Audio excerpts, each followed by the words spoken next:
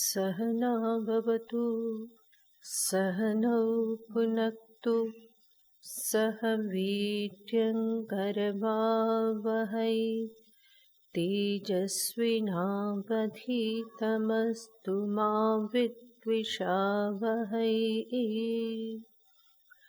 ॐ शान्ति शान्ति शान्तिः। सदाशिवसमारम्भां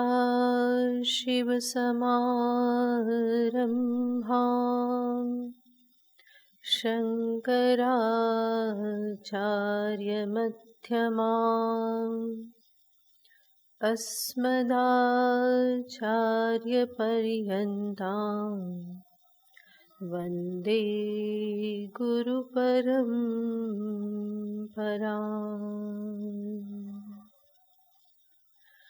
नमः श्रीशङ्करानन्द नमः श्रीशङ्करानन्द गुरुपादाम्बुजन्मने गुरुपादाम्बुजन्मने सविलासमहामोह सविलासमहामोह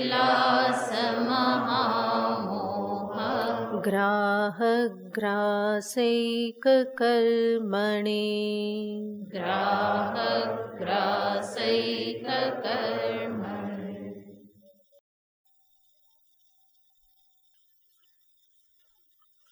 17मो श्लोक।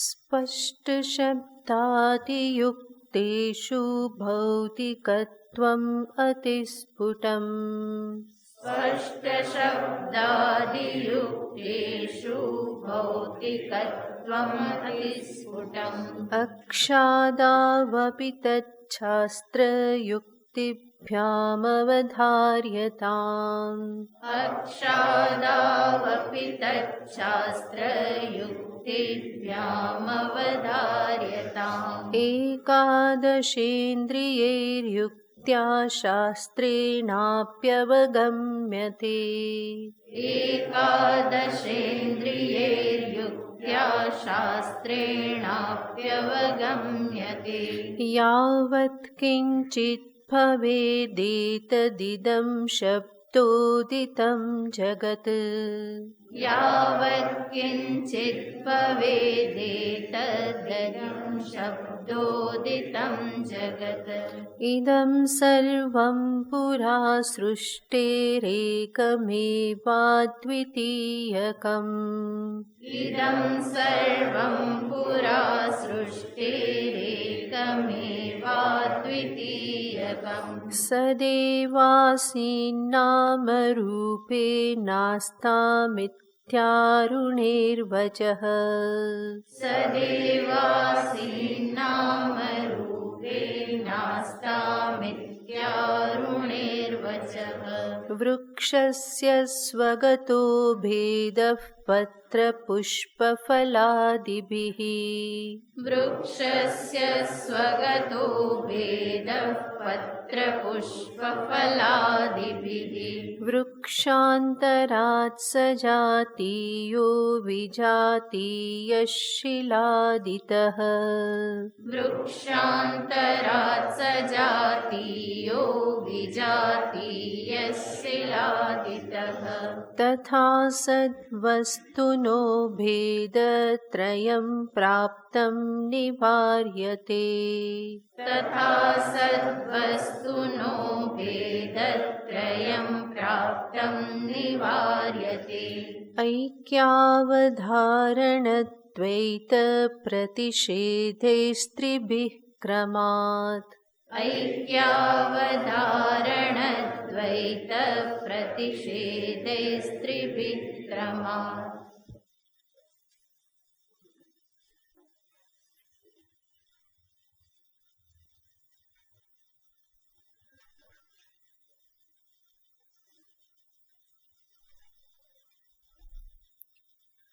છંદોગ્ય ઉપનિષદની પ્રસિદ્ધ શ્રુતિ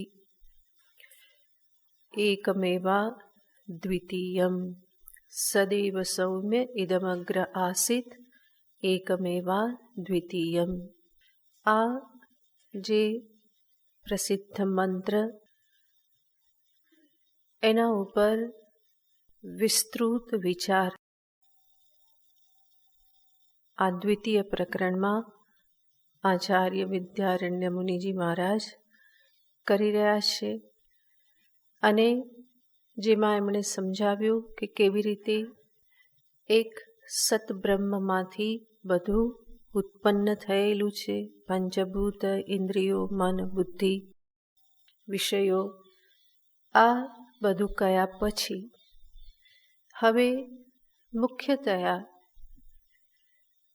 એ જ શ્રુતિનો જે દ્વિતીય ભાગ એકમેવા દ્વિતીયમ, આ વચન જે છે એને આચાર્ય બહુ જ સુંદર રીતે સમજાવે છે. જેમાં આપણે જોયું કે કોઈ પણ વિષય ત્રણ પ્રકારે ભેદને ધારણ કરતો હોય છે, જેને ત્રણ પ્રકારના ભેદ કહેવામાં આવ્યા: સ્વગત ભેદ, સજાતીય ભેદ, વિજાતીય ભેદ. એ ત્રણ પ્રકારના ભેદને સમજાવ્યા વૃક્ષનું દ્રષ્ટાંત આપીને. અને ત્યાર પછી સમજાવે છે કે આવા ત્રણેય પ્રકારના ભેદ બ્રહ્મ તત્વમાં નથી, સદવસ્તુમાં નથી. સદબ્રહ્મ આ ત્રણેય પ્રકારના ભેદથી રહિત છે. એકમેવા દ્વિતીયમ, આ જે વચન જે છે એમાં એક શબ્દ, એવ શબ્દ અને અદ્વિતીય શબ્દ, આ ત્રણ શબ્દથી ત્રણ ભેદની નિવૃત્તિ થાય છે. એક શબ્દથી સ્વગત ભેદની નિવૃત્તિ છેલ્લા શ્લોકમાં આચાર્યએ એ જ સમજાવ્યું. તથા સદ્વસ્તુનો ભેદત્રયમ પ્રાપ્તમ નિવાર્યતે. કેવી રીતે ઐક્ય, યાને જે એકમેવા દ્વિતીયમનો એક શબ્દ છે, એ એક શું દર્શાવે છે? ઐક્ય. બીજું અવધારણા, એકમ એવ, એવકારે છે એને શું કહેવાય? અવધારણા, નિશ્ચય, આમ જ. અને ત્રીજું છે અદ્વિતીય, તો જેમાં દ્વૈતનો પ્રતિષેધ કર્યો. સદવસ્તુ એક છે, એક જ છે, એવી એક છે કે જેના પછી બીજું કંઈ નથી. આ ત્રણેય શબ્દના અર્થ છે. એક છે યાને સ્વગત ભેદ નથી, એક જ છે યાને સજાતીય ભેદ નથી, એક જ છે અને એ એવું કે જેના પછી બીજું કંઈ, દ્વિતીય કંઈ નથી. તો એકમ એવ અદ્વિતીયમ. ઐક્ય, અવધારણ, દ્વૈત પ્રતિષેધૈ ત્રિભિઃ, આ ત્રણ દ્વારા ક્રમાત, ક્રમથી ત્રણ ભેદનો નિષેધ કરવામાં આવે છે. ક્રમયાને સ્વગત, સજાતીય, વિજાતીય, આ ત્રણેય ભેદનો નિષેધ કરવામાં આવે છે.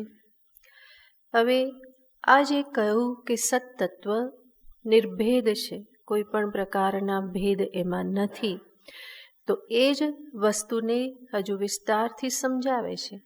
કોઈ કે સદવસ્તુ અને નામરૂપ, તો નામરૂપથી સદવસ્તુનો ભેદ તો થાય જ ને. આવો કોઈ પ્રશ્ન કરે તો એનો ઉત્તર આગળના 2 શ્લોકમાં આચાર્ય આપે છે. પ્રથમ કે છે સતો નાવયવા શંક્યાસ્તદંશસ્યાનિરૂપણાત. સતો નાવયવા શંક્યાસ્તદંશસ્યાનિરૂપણાત. સતો નાવયવાશંક્યાસ્તદંશસ્યાનિરૂપણાत् સતો નાવયવાશંક્યાસ્તદંશસ્યાનિરૂપણાत् નામરૂપેણ તસ્યાંશૌ તયોરદ્યાપ્યનુદ્ભવાत् નામરૂપેણ તસ્યાંશૌ તયોરદ્યાપ્યનુદ્ભવાत् સતો નાવયવાશંક્યાસ્તદંશસ્યાનિરૂપણાत् નામરૂપેણ તસ્યાંશૌ તયોરદ્યાપ્યનુદ્ભવાत्. અદ્વિતીય નિર્ભેદ તત્વને સ્વીકાર કરવું એ બહુ જ કઠિન છે, કારણ કે આપણી બુદ્ધિ હંમેશા ભેદને જ ગ્રહણ કરવા ટેવાયેલી છે. નિર્ભેદનું અભેદનું એ જલ્દી ગ્રહણ કરતી નથી. અને એટલા માટે જ વેદાંત સિવાયના બધા દર્શન શાસ્ત્રો કોને માને છે? ભેદને માને છે. પરમાત્મા છે, એક છે, પરંતુ એ જ પરમાત્મામાં જીવ છે, જગત છે, આવી રીતે શરીરી ભાવ સંબંધ માનવામાં આવે છે. તો કોઈ બીજા ભેદ નહીં, તો પણ સ્વગત ભેદ કે છે માનો. પરમાત્મામાં જ શું છે? સર્વ જીવો છે, જગત છે, આ બધું પરમાત્મામાં છે. ભલે પરમાત્મા બે નથી, પરમાત્મા સિવાયનું બીજું કંઈ નથી કહો, પરંતુ પરમાત્મામાં તો શું છે? આ જગત પરમાત્મામાં છે, સર્વ જીવો પણ ઈશ્વરમાં રહેલા છે. તો પછી અભેદ કેવી રીતે? યાને સ્વગત ભેદને એ લોકો સ્વીકાર કરે છે કે કંઈક તો હોવું જોઈએ, કંઈ ના હોય તો કેવી રીતે ચાલે? તો પરમાત્મા એક છે, બરાબર છે, પરંતુ આ બધા જ જીવોનો નિવાસ ક્યાં છે? એમાં જ છે. જેમ વૃક્ષ એક છે, પરંતુ અનેક ડાળી, પત્તા, ફળ, ફૂલ આ બધું શેમાં છે? વૃક્ષમાં છે. વૃક્ષ એક છે અમે માનીએ, પરંતુ એક વૃક્ષમાં પણ આવા ભેદ તો છે જ. એવી રીતે આ લોકો પણ શંકા કરે કે પરમાત્મા એક છે, બરાબર, પરંતુ સર્વ જીવો એ પરમાત્મામાં જ છે. એટલું જ નહીં, સમસ્ત જગત પણ શેનામાં સ્થિત છે? પરમાત્મામાં સ્થિત છે. તો પરમાત્મામાં, સત્તત્વમાં, સદબ્રહ્મમાં સ્વગત ભેદને એ લોકો સ્વીકાર કરે છે. અને એને જ અહીંયા ઉત્તર આપતા કહે છે, સતઃ અવયવાહ ન શંક્યાહ. સતમાં કોઈ અવયવની શંકા કરવી જોઈએ નહીં. જેવી રીતે શરીર એક છે, પરંતુ એમાં હાથ, પગ આદિ અવયવ છે. પરમાત્મામાં એવી રીતે કોઈ અવયવ નથી. અવયવાહ ન શંક્યાહ. શા માટે? કારણ કે તદંશસ્ય અનિરૂપણાत्. સત પરમાત્માના અંશોનું ક્યાંય નિરૂપણ કરવામાં આવ્યું નથી. અંશ અને અવયવ જ. જેવી રીતે ડાળી, પત્તા આ બધું વૃક્ષના અવયવ કહેવાય, અંશ કહેવાય. તો અહીંયા કહે છે કે સત બ્રહ્મ પરમાત્મામાં ક્યાંય કોઈ અંશનું નિરૂપણ કરવામાં આવ્યું નથી. દ્વૈતી માને કે પરમાત્મા અંશી છે અને જીવ કોણ છે? એના અંશ છે. ને ગીતાનો શ્લોક પણ કહી દે, મમૈવાંશો જીવલોકે જીવભૂત સનાતનઃ.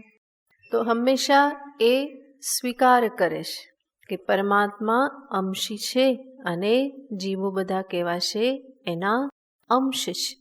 તો બે વસ્તુ જોઈએ જ. ભલે એક બે ન માને, પરંતુ એક માને, એકમાં અંશ અંશી ભાવ, અવયવ અવયવી ભાવ સંબંધ કહેશે હોવો જોઈએ. તો સર્વ જીવ, નામ, રૂપ આ બધું શું છે? પરમાત્માના અંશ છે, એવું એ લોકો કહે છે. અહીંયા આચાર્ય કહે છે કે શાસ્ત્રમાં કોઈ જગ્યાએ પરમાત્માના અંશનું નિરૂપણ કરવામાં આવ્યું નથી. એટલું જ નહીં, તમે નામરૂપને અંશ માનો તો એ પણ ન હોઈ શકે. નામરૂપે ન તસ્યાંશૌ, કારણ કે તયોહો અદ્યાપ્યનુદ્ભવાત, કારણ કે સદવસ્તુ જે કહેવામાં આવી, સદૈવ સૌમ્ય ઇદમગ્ર આસીત, એક સદવસ્તુ જ હતી.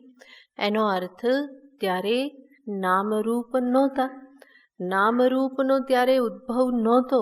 તો ઉદ્ભવ પહેલાં તો વસ્તુ કેવી હતી? એક સદવસ્તુ જ હતી, અદ્વિતીય જ હતી, જેની ઉત્પત્તિ નથી થઈ. એના આધારે એમાં અંશની કલ્પના કરી શકાય નહીં, કારણ કે નામરૂપ તો પછી ઉત્પન્ન થયા. એની પૂર્વે પણ સત્તત્વ હતું અને એ સત્તત્વમાં કોઈ અંશ અવયવ કંઈ હતા નહીં. માટે નામરૂપને એના અવયવ કહી શકાય નહીં. એટલું જ નહીં, આગળ આચાર્ય કહેશે, નામરૂપોદ્ભવસ્યૈવ સૃષ્ટિત્વાत् સૃષ્ટિતઃ પુરા.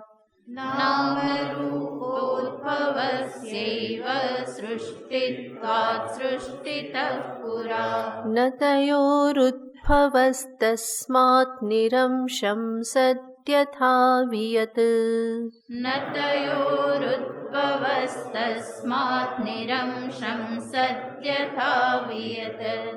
નામરૂપોદ્ભવસ્યૈવ સૃષ્ટિત્વાत् સૃષ્ટિતઃ પુરા. ન તયોરુદ્ભવસ્તસ્માत् નિરંશં સત્યથા વિયત. આચાર્ય કહે છે કે સૃષ્ટિ પૂર્વે એક સત હતું, એ પ્રમાણે ઉપનિષદ કહે છે. અને એ સત્તત્વ નિરંશ, નિર્ભેદ, નિરવયવ છે. નામરૂપને તમે એના અંશ કે અવયવ કહી શકો નહીં, કારણ કે એ નહોતા ત્યારે પણ સત્પરમાત્મા છે. અને નામરૂપનો ઉદ્ભવ નથી થયો એ પૂર્વે નામરૂપને લઈને એનામાં કોઈ ભેદ કહી શકાય નહીં. સૃષ્ટિ પૂર્વે અખંડ એક અસત તત્વ જ હતું. અને તમે આગ્રહ કરો કે ના, નામરૂપ એના અંશ જ છે, તો આચાર્ય આ શ્લોકમાં કહેશે કે નામરૂપના ઉદ્ભવને જ સૃષ્ટિ કહેવામાં આવે છે. પછી તમે કહો કે સૃષ્ટિ પૂર્વે નામરૂપ એમાં હતા અને એનાથી એ સાવયવ હતું, એવું સંભવ નથી. કારણ કે નામરૂપ ઉદ્ભવસ્ય એવ સૃષ્ટિત્વાत्, નામરૂપના ઉદ્ભવને તો સૃષ્ટિ કહેવાય છે. એટલા માટે ઉપનિષદમાં પણ આવે છે કે પરમાત્મા જ્યારે સૃષ્ટિનો સંકલ્પ કરે તો એ સંકલ્પમાં શું આવે છે? નામરૂપે વ્યાકરવાણી. પરમાત્મા ઈક્ષણ કરે, સંકલ્પ કરે તો મનમાં શું સંકલ્પ કરે? હવે હું નામરૂપને પ્રગટ કરું. એનો અર્થ પહેલાં નામરૂપ નહોતા. અને સૃષ્ટિનો અર્થ જ છે નામરૂપનો ઉદ્ભવ. તો નામરૂપોદ્ભવસ્યૈવ સૃષ્ટિત્વાत् સૃષ્ટિતઃ પુરા ન તયોઃ ઉદ્ભવઃ. સૃષ્ટિ પૂર્વે નામરૂપ હતા ને, એનો ઉદ્ભવ એને જ તો સૃષ્ટિ કહેવામાં આવે છે. માટે સૃષ્ટિ પૂર્વે નામરૂપ હતા ને, તો ત્યારે તત્વ કેવું? એક અખંડ અદ્વિતીય તત્વ જ હતું. નામરૂપને લઈને એમાં કોઈ ભેદ, અવયવ, અંશ કહી શકાય નહીં. તસ્માત નિરંશમ સત, માટે સત્તત્વ કેવું છે? નિરંશ છે. એમાં કોઈ અંશ અવયવની કોઈ સંભાવના નથી. નામરૂપની સૃષ્ટિ પછી એ નામરૂપ આવ્યા છે. એનો અર્થ શું થયો? નામરૂપ માત્ર આરોપિત બની રહેશે, સ્વરૂપભૂત નામરૂપ નથી, સ્વરૂપ અંતર્ગત નથી. સ્વરૂપ અંતર્ગત તો કંઈ જ નથી. એક રસ અખંડ એક તત્વ જ છે. એકમેવા દ્વિતીયમ. સૃષ્ટિ પછી થઈ અને પછીથી જે કંઈ પણ આવે એ બધું કેવું કહેવાય? આરોપિત કહેવાય. જેવી રીતે મનુષ્ય તરીકે જન્મે છે અને પછી એના ઉપર બધી ડિગ્રીઓ આવે. ડિગ્રીઓ કેવી છે? બધી આરોપિત છે. એ એના સ્વરૂપભૂત નથી, શરીરમાં ક્યાંય લાગેલી નથી, પરંતુ પછી એ બધી આવેલી છે. એવી જ રીતે બ્રહ્મતત્વ સ્વરૂપતઃ અદ્વિતીય અખંડ છે. કોઈ અંશ નથી, કોઈ એમાં અવયવ નથી. સૃષ્ટિનો ઉદ્ભવ, સૃષ્ટિ અને નામરૂપનો ઉદ્ભવ એ પછી થયો, માટે પછીથી જે કંઈ પણ આવ્યું એ કેવું બની રહે? આરોપિત બની રહે. એ સ્વરૂપભૂત નથી. માટે સ્વરૂપ કેવું સિદ્ધ થાય છે? એકમેવા દ્વિતીયમ. દ્રષ્ટાંતથી સમજાવે છે. યથા વિયત. જેવી રીતે આકાશ. આકાશમાં કોઈ ભેદ નથી અને છતાં પણ જો આપણે ભેદ પાડીને કહીએ કે આ ઘટાકાશ છે, આ મઠાકાશ છે, તો એ કેવી રીતે થાય છે?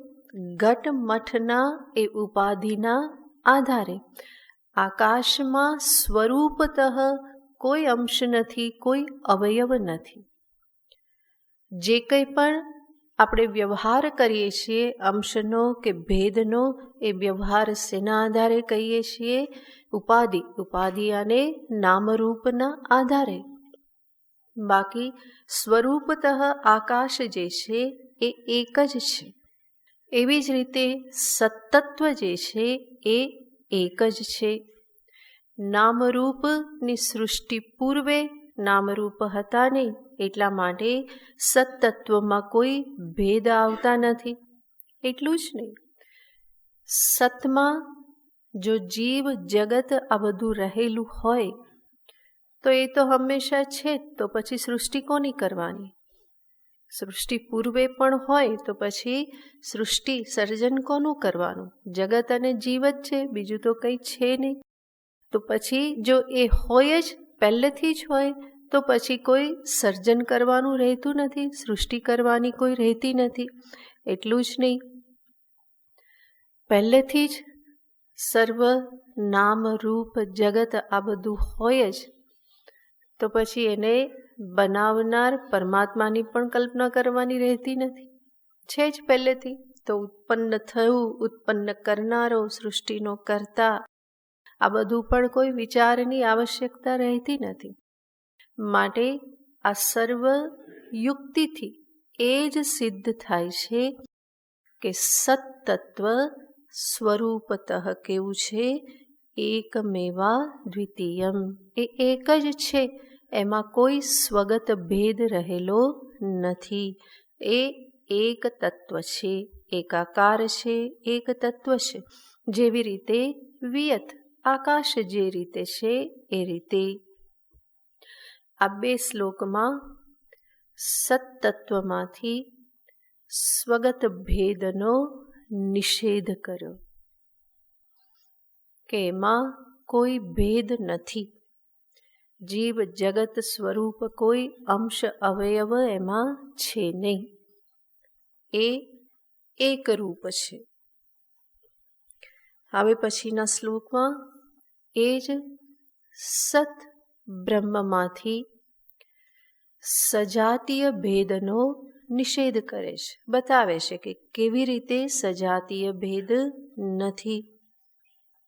જેને એવકાર, એકમ એવ, એ એવ શબ્દથી જેનો નિષેધ થયેલો સજાતીય ભેદ, એ કેવી રીતે બ્રહ્મમાં સજાતીય ભેદ નથી એને આગળના શ્લોકમાં દર્શાવે છે.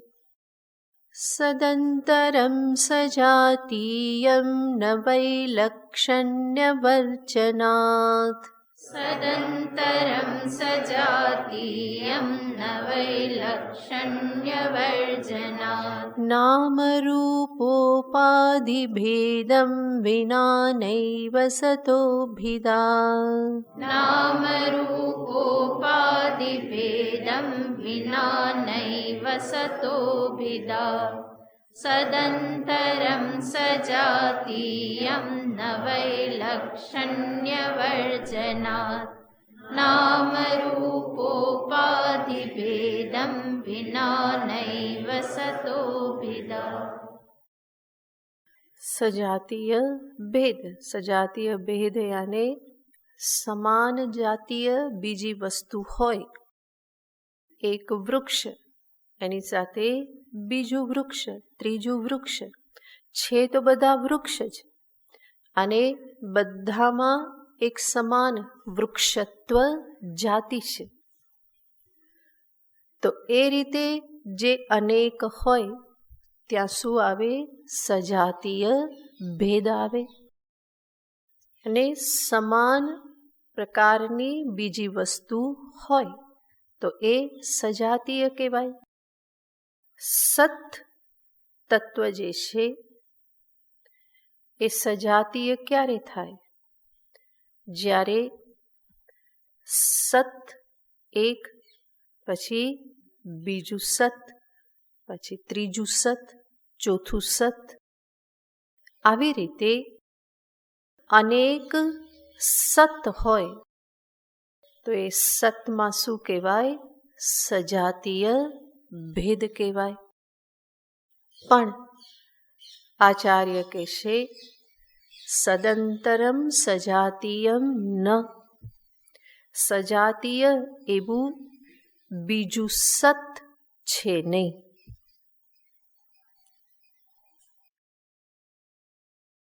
બે સરખી વસ્તુ હોય તો બે વચ્ચે એ સજાતીય ભેદ આવે, પરંતુ સત્તત્વ જે છે આચાર્ય કહેશે સજાતીયમ સદંતરમ ન. સજાતીય એવું બીજું સત છે નહીં. શા માટે નથી એવું કહો છો? વૈલક્ષણ્ય વર્જનાત.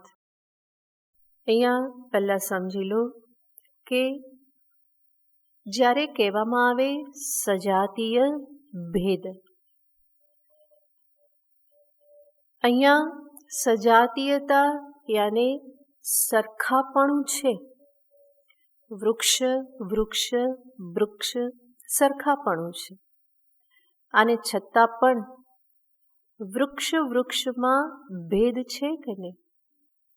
જ્યારે સજાતીય કહીએ તો એવું તો નહીં હોય કે આ વૃક્ષનું થડ જેટલા ઇંચ પહોળું એટલું જ બીજા વૃક્ષનું પણ હશે, અને આ વૃક્ષમાં જેટલા પાંદડા એટલા જ સંખ્યાના પાંદડા બીજા વૃક્ષમાં હશે, એવું હશે નહીં હોય.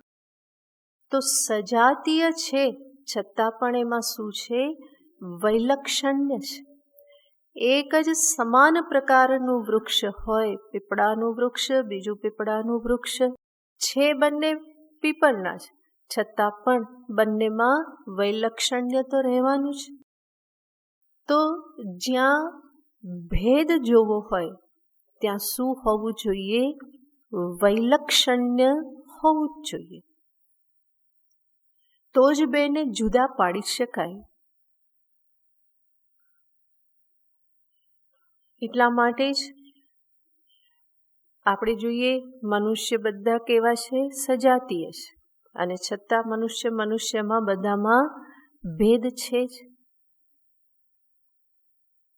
બે જોડ્યા હોય તો પણ સમાન દેખાતા હોય, એ સમાન કપડાં પહેરે, સમાન હેરસ્ટાઈલ રાખે, બધું જ સમાન હોય, છતાં પણ માં તો બંનેના ભેદને સમજી જ જાય છે.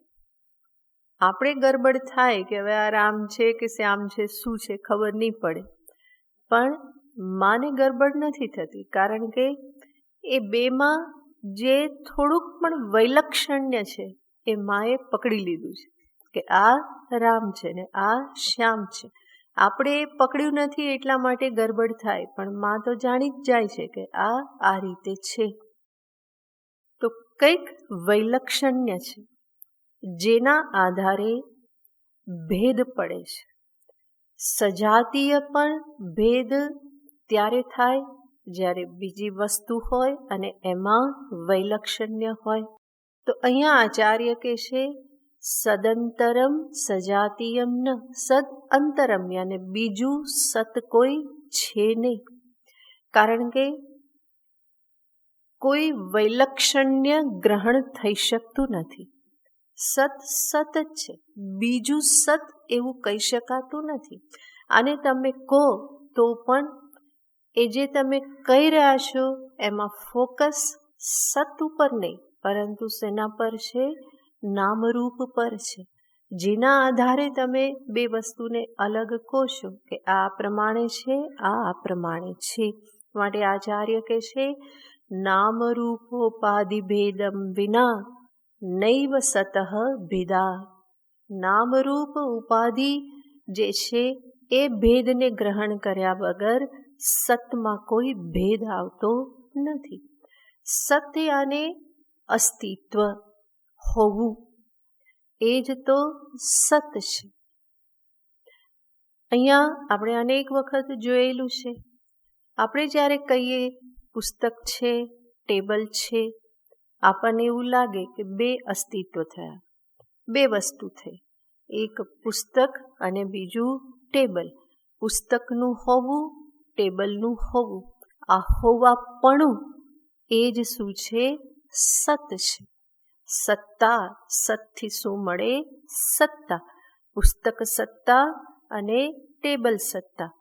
અહીંયા જે કંઈ પણ આપણે ભેદ કરીએ છીએ કે પુસ્તકની સત્તા, ટેબલની સત્તા, ત્યાં પુસ્તક અને ટેબલમાં ભેદ છે.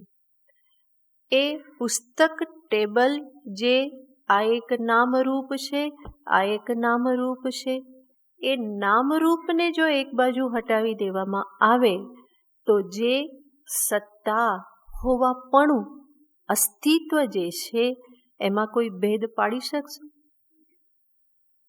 નામરૂપને હટાવીને બે સત કહી શકશો? છે જ નહીં. હોવાપણું તો સર્વનું કેવું છે? સમાન છે. અને એ હોવાપણું જે સમાન છે એને જ ઉપનિષદ સત્તત્વ કહે છે. તો એ સત્તત્વમાં કોઈ વૈલક્ષણ્ય નથી. જે વિલક્ષણતા છે એ માત્ર નામરૂપ ઉપાધિના આધારે છે. આપણે કહીએ કે અરે આનું અસ્તિત્વ તો બહુ ટૂંકું, આનું જીવન તો બહુ ટૂંકું, આ બહુ અલ્પકાલ જ રહેવાનું છે. તો આ બધું આપણે જે કહીએ છીએ કે આનું અસ્તિત્વ બહુ ટૂંકું, આનું જીવન બહુ લાંબુ, આનું જીવન ટૂંકું, એ લાંબુ ટૂંકું જે સતમાં આપણે કરીએ છીએ એ શેના આધારે કરીએ છીએ? કેવલ નામરૂપ ઉપાધિના આધારે.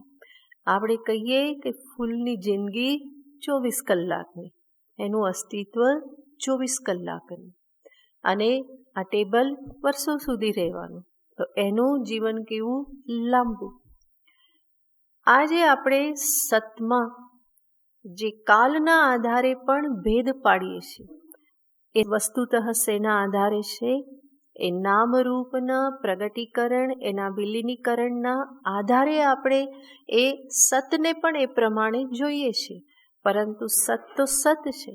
24 કલાકમાં ફૂલ કરમાઈ જાય, સત કરમાઈ જતું નથી. એ તો છે જ, સર્વત્ર છે, એ પ્રગટ છે. ફૂલ રૂપે પ્રગટ થતું હતું, એટલા માટે ફૂલના ગુણધર્મ જે અનિત્યત્વ છે એને શેના પર આરોપિત કર્યું? સત ઉપર આરોપિત કર્યું. તો આ રીતે જે કંઈ પણ ભેદ છે, દેશગત કાલગત જે પણ ભેદ આપણે કરીએ સતમાં, એ કોના આધારે છે? નામરૂપોપાધિ ભેદમ. માત્ર નામરૂપની ઉપાધિને લઈને સતમાં ભેદ કરવામાં આવે છે. બાકી સતમાં કોઈ ભેદ નથી. સત્તા એક અખંડ છે. બ્રહ્મ સત્તા અખંડ છે. એમાં કોઈ જ ભેદ નથી, સજાતીય ભેદ નથી. એક સત્તા પછી બીજી સત્તા, ત્રીજી સત્તા એવું નથી. એક જ સત્તા છે અને એ જ સત્તાથી બધા જ નામરૂપ સત્તાવાન થાય છે અને એના આધારે, નામરૂપના આધારે ફરી અનેકતાનો સત્તા ઉપર આરોપ કરવામાં આવે છે. મૂળતઃ સત્તા કેવી છે? એક અખંડ છે. એક જ બ્રહ્મ સત્તા ભગવત સત્તા છે. કોઈ બીજી સત્તા, કોઈ બીજું સત છે નહીં. માટે આચાર્ય કહ્યું સજાતીયમ સદંતરમ ન. કોઈ બીજું સત છે નહીં, માટે સજાતીય ભેદ ન આવી શકે. કારણ કે સતની વચ્ચે કોઈ વૈલક્ષણ્ય તમે સિદ્ધ કરી શકતા નથી. વિલક્ષણતા હોય તો સજાતીય ભેદ હોઈ શકે, પણ સત્તાની વચ્ચે હોવાપણામાં કોઈ અન્ય સત તમે જોઈ શકતા નથી. એ એક અખંડ જ છે. તો સત પરમાત્મામાં સજાતીય ભેદ નથી. હવે પછીના શ્લોકમાં વિજાતીય ભેદનો નિષેધ કરે છે. વિજાતીયમસત્તત્તુ ન ખલ્વસ્તીતિ ગમ્યતે. વિજાતીયમસત્તત્તુ ન ખલ્વસ્તીતિ ગમ્યતે. નાસ્યાતઃ પ્રતિયોગિત્વં વિજાતીયાદ્ભિદા કુતઃ. નાસ્યાતઃ પ્રતિયોગિત્વં વિજાતીયાદ્ભિદા કુતઃ. વિજાતીયમસત્તત્તુ ન ખલ્વસ્તીતિ ગમ્યતે. નાસ્યાતઃ પ્રતિયોગિત્વં વિજાતીયાદ્ભિદા કુતઃ. વિજાતીય ભેદનો નિષેધ કરે છે. વિજાતીય યાને ભિન્ન જાતિ વાળું. સતથી ભિન્ન શું કહેવાય? સતથી ભિન્ન અસત. બરાબર. સતથી વિજાતીય વિપરીત શું કહેવાય? અસત કહેવાય. તો વિજાતીયમ અસત તત્તુ ન ખલુ અસ્તીતિ ગમ્યતે. સત યાને હોવું, અસત યાને ન હોવું, નાસ્તિ જેનો અભાવ છે. સત્યાને હોવું, અસત્યાને ન હોવું. ન ખલુ અસ્તિ યાને ન અસ્તિ ખરેખર છે નહીં. એ રીતે અસતને સમજાય છે. બરાબર. સત્યાને છે, અસત્યાને નથી. જે નથી એ શું કહેવાય? અસત. ઓકે. આગળ કહે છે ન અસ્ય અતઃ પ્રતિયોગિત્વં વિજાતીયાત ભિદા કુતઃ. થોડી ટેકનિકલ ભાષા છે. કે છે અસતનું કોઈ પ્રતિયોગી નથી, માટે વિજાતીયથી ભેદ કેવી રીતે હોઈ શકે? જે વસ્તુનો નિષેધ કરવામાં આવે, જે વસ્તુનો નિષેધ કરવામાં આવે એને શું કહેવાય? પ્રતિયોગી કહેવાય.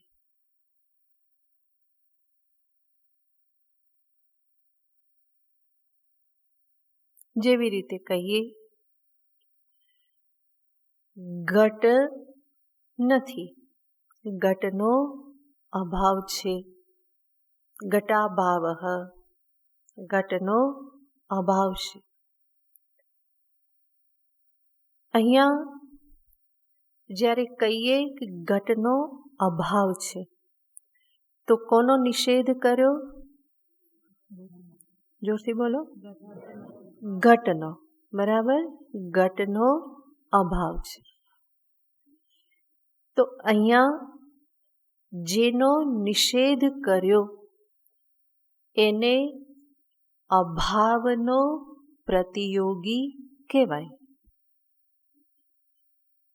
ઘટાભાવ તો એ અભાવનો પ્રતિયોગી કોણ છે? ઘટ. પટાભાવ એ અભાવનો પ્રતિયોગી કહેવાય પટ.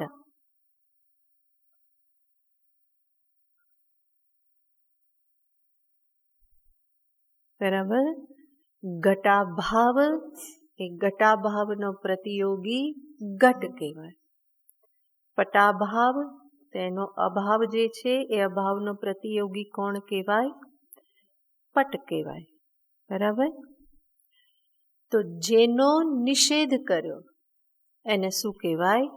પ્રતિયોગી કહેવાય. આ સીધી સાદી તમને સમજાય એ ભાષામાં. શાસ્ત્રીય ટેકનિકલ ભાષામાં આવી રીતે નથી, પણ એમાં તો લક્ષણ છે. પ્રતિયોગી અનેક પ્રકારે કહેવામાં આવે, પણ અહીંયા જ્યારે વાત થાય છે તો એ અનુસંધાનમાં જેનો નિષેધ થાય એ શું કહેવાય? પ્રતિયોગી કહેવાય.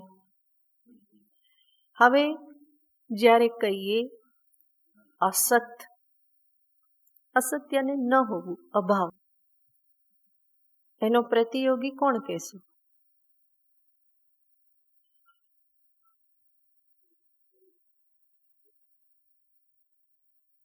કહેવાશે કોઈ પ્રતિયોગી? કોઈને કોઈ વસ્તુને લઈને નિષેધ થાય તો એ વસ્તુ એ અભાવની પ્રતિયોગી બને. પણ અભાવ માત્ર હોય તો કોઈ વસ્તુ કહેવામાં જ આવી ન હોય, એનો કોઈ પ્રતિયોગી જ નથી. બરાબર, તો જ્યારે સતનું વિજાતીય શું? અસત. કે જે અસતનું ગ્રહણ કેવી રીતે થાય છે? નાસ્તિ. એ રીતે જ એનું ગ્રહણ થાય ને કે નાસ્તિ. હવે અસત માત્ર, નાસ્તિ માત્ર, અભાવ માત્રને લો તો એનો પ્રતિયોગી કોણ હશે? કારણ કે અભાવ કહેવા માટે હંમેશા શું જોઈએ? પ્રતિયોગી જોઈએ.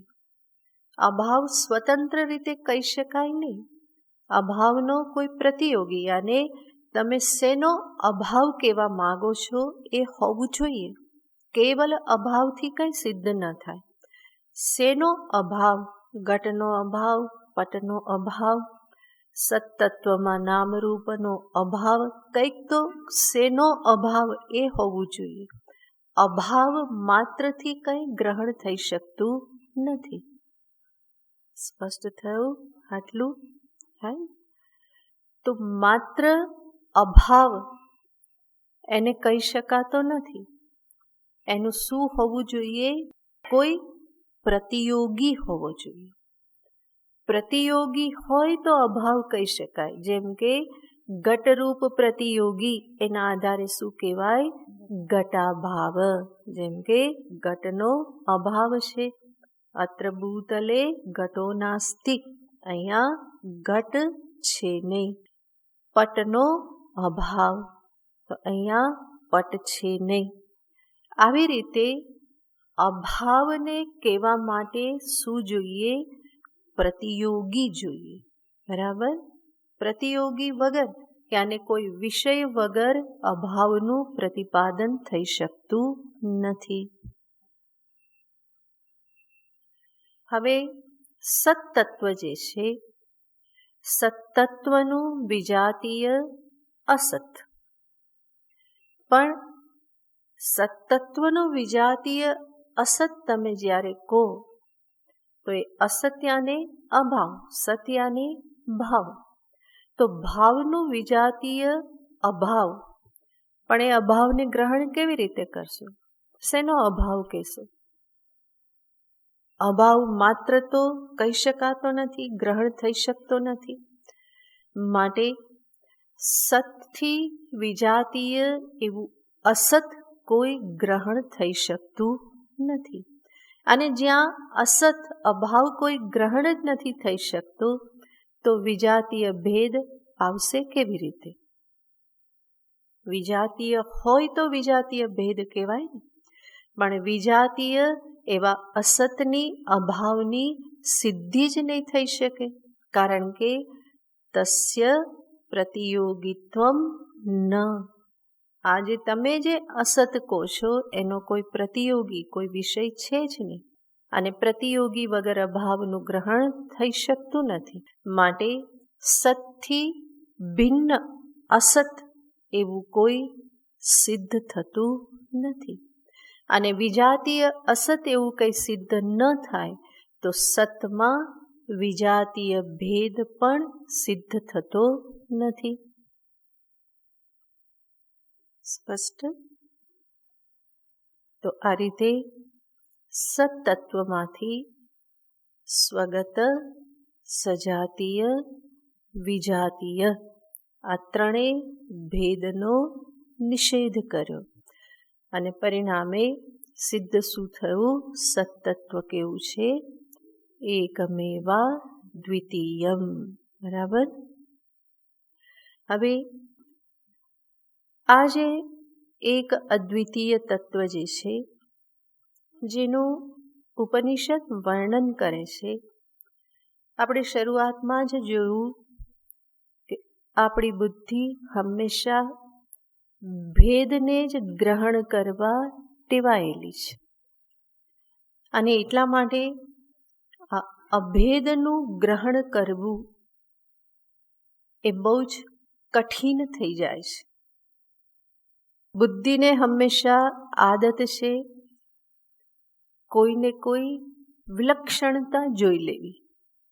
આનાથી આ કેવી રીતે જુદું? આ બંનેમાં ભેદ શું? આનું કારણ શું? આનું કારણ શું? તો આ બુદ્ધિનો સ્વભાવ છે. અને પ્રત્યક્ષ પ્રમાણથી ભેદ જ ગ્રહણ થાય છે. બુદ્ધિના સંસ્કારો પણ એટલા માટે ભેદને જ ગ્રહણ કરવાના છે. તો અભેદ તત્વનું ગ્રહણ કરવું એ અતિ કઠિન છે. અભેદ તત્વનું હોવું, એ છે એવું જાણવું, એનો સ્વીકાર થવો, આ બધું શાસ્ત્રને પ્રમાણ માન્યા વગર સંભવ બનતું નથી. કારણ કે પ્રત્યક્ષ અનુમાન આ બધા પ્રમાણો કોને બતાવવાના છે? ભેદને જ ગ્રહણ કરાવે છે.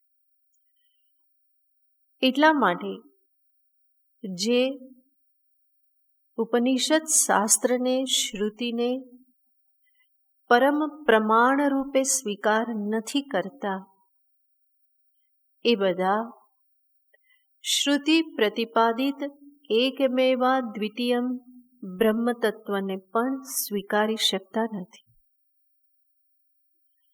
અને શ્રુતિને પ્રમાણ ન માનતા હોવાથી પોતાની જ ઇન્દ્રિય અને બુદ્ધિ ઉપર મદાર રાખતા હોવાથી જ્યારે અભેદ તત્વની વાત આવે તો એ વ્યગ્ર થઈ જાય છે, વિહવળ થઈ જાય છે કે આવું કેવી રીતે હોય? આ પ્રમાણે હોવું સંભવ નથી. તો એ જે બધી બાબતો જે છે કે અભેદ ગ્રહણ થતું નથી, ભેદમાં નિષ્ઠા છે, આનું કારણ છે ઉપનિષદ શાસ્ત્રને પ્રમાણ તરીકે સ્વીકારતા નથી. આ જે બધી બાબતો, આ બધા પોઈન્ટ્સ જે છે એને હવે આચાર્ય આગળ નિરૂપણ કરવાના છે. એકમેવાદ્વિતીયં સત્સિદ્ધમત્ર તુ કેચન. एकमेवाद्वितीयं सत्सिद्धमत्र तत्र तु केचन विह्वला असदेवेदं पुरासीदित्यवर्णयन् विह्वला असदेवेदं पुरासीदित्यवर्णयन् एकमेवाद्वितीयं सत्सिद्धमत्र तु केचन विह्वला असदेवेदं पुरासीदित्यवर्णयन्।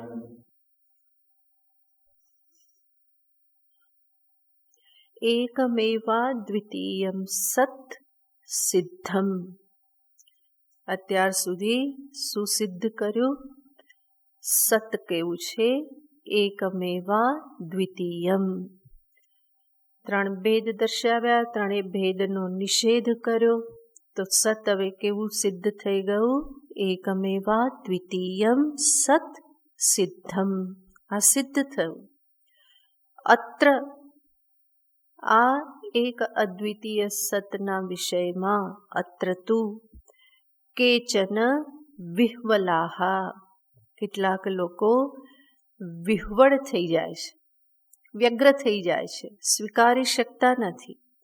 કેચન વિહ્વલાહા, અને એ લોકો શું કહેશે, અસત એવ ઇદમ પુરા આસિત ઇતિ અવર્ણયન.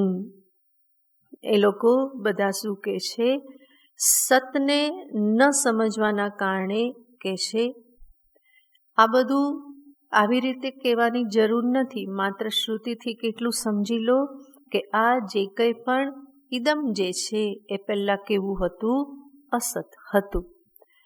સત બરાબર છે, સત હતું, પણ એને એકમેવા દ્વિતીયમ સુધી ખેંચવાની જરૂર નહીં. બરાબર છે કે સત હતું અને આ બધું જગત નહોતું, બરાબર છે, પરંતુ સતને એકમેવા દ્વિતીયમ કહેવાની આવશ્યકતા નથી. એટલું જ નહીં, એમનું જે મુખ્ય તાત્પર્ય છે કે શ્રુતિ જ્યારે કહે છે કે આ બ્રહ્મ જે એકમેવા દ્વિતીયમ કહે છે, એમાં એનું તાત્પર્ય શું છે, તો એમનું મુખ્ય કહેવાનું તાત્પર્ય એ છે કે આ ઇદમ સંપૂર્ણ જગત જે છે એ સતમાં પહેલાં હતું નહીં. સદૈવ સૌમ્ય ઇદમગ્ર આસિત. ઇદમગ્રે યાને આ સૃષ્ટિ પૂર્વે સત હતું, એનો અર્થ મૂલતઃ, હું સરળ કરવા માટે પ્રયત્ન કરું છું તમારા માટે, પણ આ જે શ્લોક જે છે એમાં મુખ્યતઃ આચાર્ય દર્શાવે છે અસતવાદીનો મત. અસતવાદી એનો અર્થ છે કે જે કહેશે કે પહેલાં કંઈ હતું નહીં અને કંઈ હતું નહીં એમાંથી જ આ બધું આવ્યું. અસત્યને ન હોવું. એક છે અસતવાદ અને બીજો છે સદ્વાદ. અસદ્વાદનો અર્થ છે પહેલાં નહોતું અને આવ્યું. સદ્વાદનો અર્થ છે પહેલેથી કારણમાં હતું અને એ પ્રગટ થયું.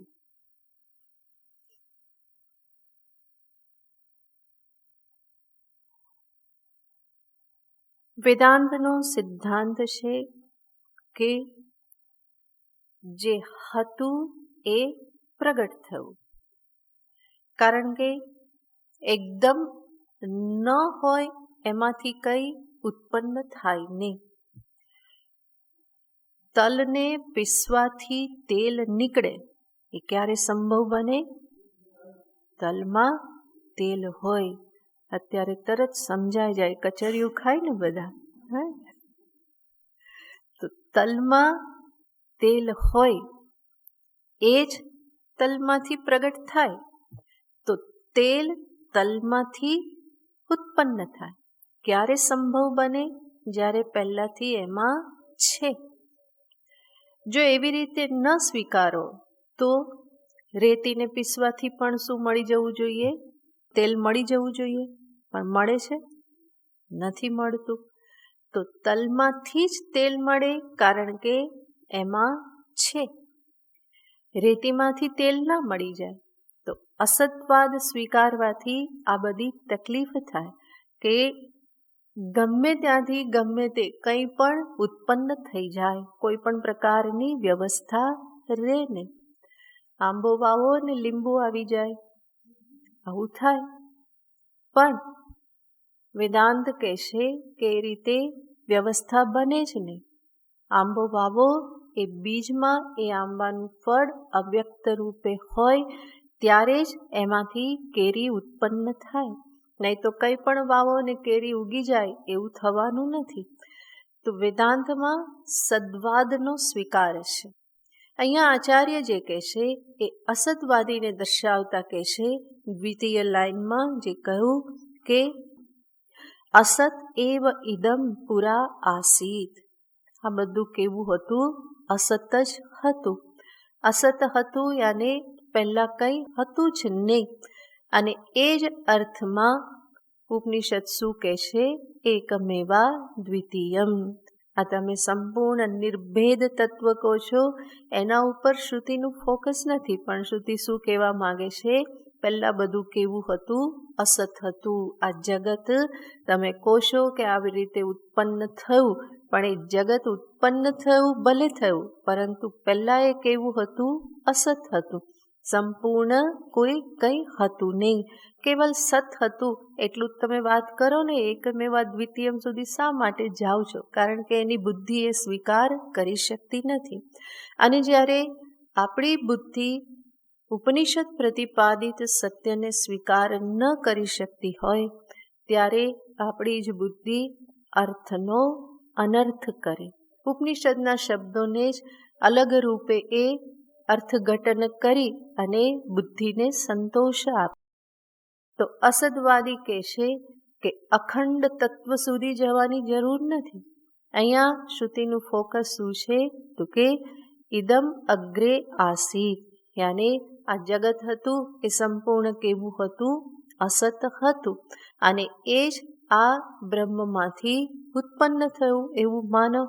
એકમેવા દ્વિતીયમ સુધી શું કરવા જાઓ છો? કારણ કે એ કોઈ સત્ય લાગતું નથી. તો આ એનું કહેવાનું તાત્પર્ય છે. એક અદ્વિતીય બ્રહ્મને સ્વીકાર કરવામાં બુદ્ધિ વિહ્વલ થઈ જાય છે. અને એટલા માટે એને તાત્પર્ય સમજતી નથી એની બુદ્ધિ, અને અધૂરું વાક્ય લઈ અને એને જ એ સામે રાખીને કહેશે કે શ્રુતિનું કહેવાનું તાત્પર્ય શું છે? આ બધું કેવું હતું? અસત હતું. એટલું જ માત્ર કહેવાનું તાત્પર્ય છે. તો આચાર્ય એને જ અહીંયા કહેશે કે આ બધા કેવા છે? વિહ્વલાહા. એક અખંડ તત્વને શ્રવણ કરવા માત્રથી જ કેવા થઈ જાય છે? વિહ્વલ થઈ જાય છે. સત્યનો સ્વીકાર કરી શકતા નથી. અને આવું શા માટે થાય છે? અને આગળના શ્લોકમાં દર્શાવે છે, જે પછી જોઈશું. ઓમ પૂર્ણમદ પૂર્ણમિદં પૂર્ણાત પૂર્ણમુદચ્યતે પૂર્ણસ્ય પૂર્ણમાદાય પૂર્ણમેવાવશિષ્યતે. ઓમ શાંતિ શાંતિ શાંતિ. હરિ ઓમ. શ્રી ગુરુભ્યો નમઃ. હરિ ઓમ.